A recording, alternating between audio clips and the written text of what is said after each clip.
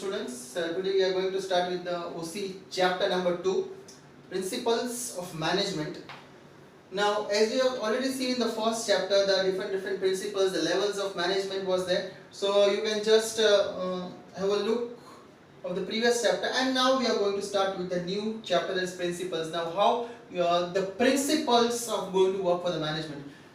There is a nature of management already given to it. Many different principles of management have been given by the different management gurus. Yes, it is already given to the textbook in the introduction part that management gurus like Henry Fayol, Kunz and O'Donnell, and many people are there who have contributed towards the principles of management, right? So now the first thing, that is the nature of management, how the nature should be there while compelling to the principles of management, right? How the nature. First is the universal acceptance. As we all know, it is universally accepted that if the principles are there, you have to work it for as per the rules and regulations of the principles. And so here it is already given to you that whether there is a need of human collective efforts, these principles are required, and however the implementation of all the principles may change as per the type, form, activity and size of the business. That means whatever the type of the business is there, whatever the activity the business of the is there, whatever the different form of business is there, and the location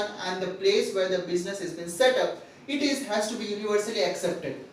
Second is this is flexible. Flexible means it has to be flexible in all terms and conditions. You can just say that it's flexible, that whether in the large units, the principles of division of labor. Division of labor means the work is allotted to all the employees. Now, whenever there is a flexibility, if there is a flexibility, then you can just change according to the situations. If you are very much rigid towards your decisions, then it will not definitely going to affect it. That means if you are not allowing yourself to change it, then definitely this flexibility won't work for the principles of management.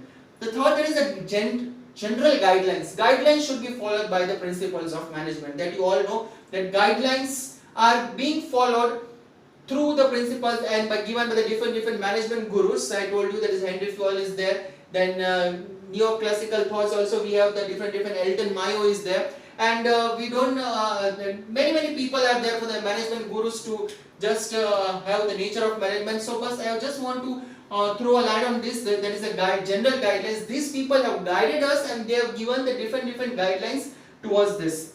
Then and we all know that guidelines, whatever being given by the different management gurus, are to be accepted and to be followed it properly, because guideline itself it reveals to us that we have to follow it. It's not like that that's just giving the guidelines and the next day you're not going to follow the instructions. No, it is not like that. So the general guidelines are being followed by the nature of management through the management gurus.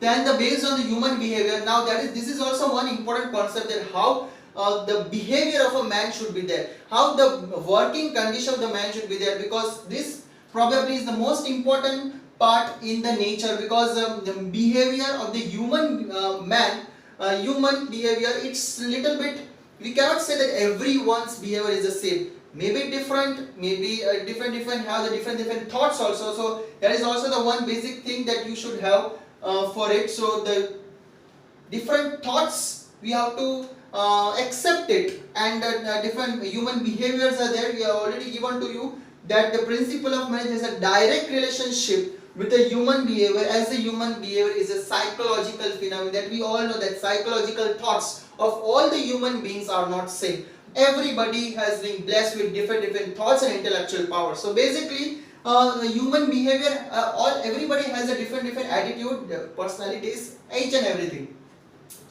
The last thing, that is contingency. Contingency means we all know that occurrence. It might occur, may happen, or may not be happen also, right? So the contingency is one of the elements to apply the principles of management and the achievement of goal. Yes, if you want to achieve something, a goal, if you want a profit in the business, contingency may occur.